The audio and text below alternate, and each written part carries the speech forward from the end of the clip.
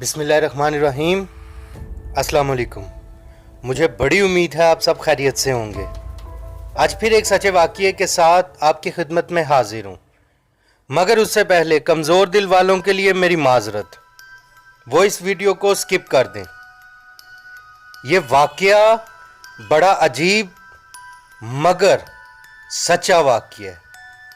क्या आईने में भूत प्रेत आत्माएं रहते हैं? जानते हैं आज की इस सच्ची कहानी में। ये कहानी है पूना में रहने वाली अंजलि की, जो जॉब की वजह से दिल्ली में अपने घर वालों से दूर एक हॉस्टल में रहती थी। अंजलि के परिवार में अंजलि की माँ, बाबा और एक भाई संजय थे। अंजलि को हॉस्टल रहते 6 माह होने वाले थे, मगर अब कुछ ऐसा होने वाला था जिसका किसी को पता भी नहीं था। ये घर उजड़ने वाला था। अंजलि रूटीन के मुताबिक ऑफिस से वापस घर की तरफ जा रही थी। आज अंजलि ने कुछ शॉपिंग का सोच रखा था। शॉपिंग करने के बाद अंजलि के रूम के करीब ही पुरानी चीज़ों की एक न्यू शॉप खुली थी। कुछ एंटीक मिल जाएगा, ये सोचकर अंजलि उस शॉप के अंदर भी चली गई। वो शॉप आम शॉप से बिल्कुल अलग थी। नॉर्मल सी लाइट चल रही थी, बेतरतीब सी चीज़ें पड़ी हुई थी, मगर हर चीज़ ही ऐसी थी कि नज़र टिक जाती थी। काउंटर से एक बूढ़ा आदमी हल्का सा लंगड़ाता हुआ अंजलि के पास आया और पूछा, क्या चाहिए? यहाँ वो सब मिलेगा जो तुम्हें चाहिए होगा।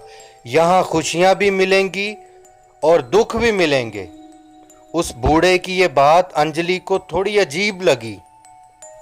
अंजलि ने कहा, अच्छा खुशियाँ चाहिए। उस बूढ़े ने सामने ढके हुए आईने की तरफ उंगली करके कहा, यह दुनिया का सबसे खूबसूरत आईना है, तुम्हारी खूबसूरती को 4 चांद लगा देगा। आईना मुकम्मल तरह से कागज के बड़े से टुकड़े से ढका हुआ था। आईना साइज में बड़ा था और सस्ता भी था।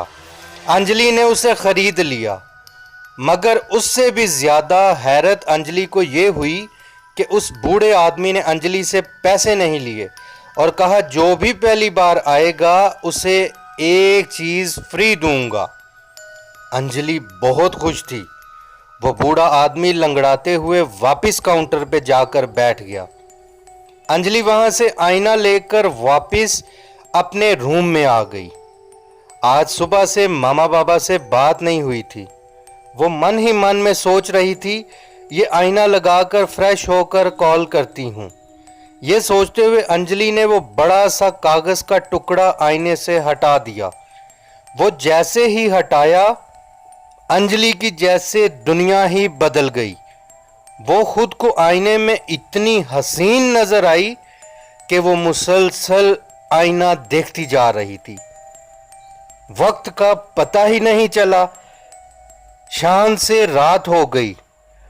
अंजलि के घर से भी फोन आ रहे थे, मगर अंजलि को कुछ पता नहीं था। वो मुसलसल आईना देख रही थी। रात से सुबह हो रही थी, मगर वो आईना देख रही थी। भूख प्यास का एहसास भी उसे खत्म हो चुका था। वो कहाँ है, कब से है, बस कुछ पता नहीं था। वो आईना देख रही थी। उसे पता ही नहीं चला कि दिन चढ़ चुका था। ऑफिस दोबारा खुल चुका था, मगर वो आईना देख रही थी। मोबाइल की बैटरी लो होकर मोबाइल बंद हो चुका था। अंजलि की माँ बहुत घबराई हुई थी। उसने अंजलि की किसी फ्रेंड को कॉल करके पूछा, मगर उसने बताया अंजलि आज ऑफिस नहीं आई। अंजलि की मामा बाबा ने घबराकर खुद ही दिल्ली आने का सोचा। उस दिन की भी रात हो चुकी थी।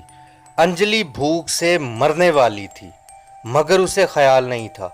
वो तो बस आईने के सामने बैठी खुद को देखी जा रही थी। आधी रात के करीब अंजलि के मामा बाबा उसके फ्लैट पहुंच गए। दरवाजा भी लॉक नहीं था। जल्दी से दरवाजा खोलकर अंदर दाखिल हुए। सामने ही अंजलि आईना देख रही थी। मां ने पास जाते ही कहा, अंजलि मगर अंजलि को एहसास नहीं था कोई आया है। माँ ने कंधे से पकड़कर अंजलि को हिलाते हुए आईने की तरफ देखा। जैसे ही आईने की तरफ नजर गई, माँ भी आईने को देखने लग पड़ी। अंजलि का बाबा सब देखकर समझ चुका था। उसने करीब रखी चादर अंजलि के बेड से उठाकर आईने पर डाली। जैसे ही चादर आईने पर डाली, दोनों माँ बेटी ने एकदम एक दूसरे को देखा। अंजलि ने कहा, माँ तुम कब आई यहाँ? कोई फोन नहीं किया। मगर ये कहते हुए वो बेहोश हो गई, क्योंकि 2 दिन से कुछ नहीं खाया था।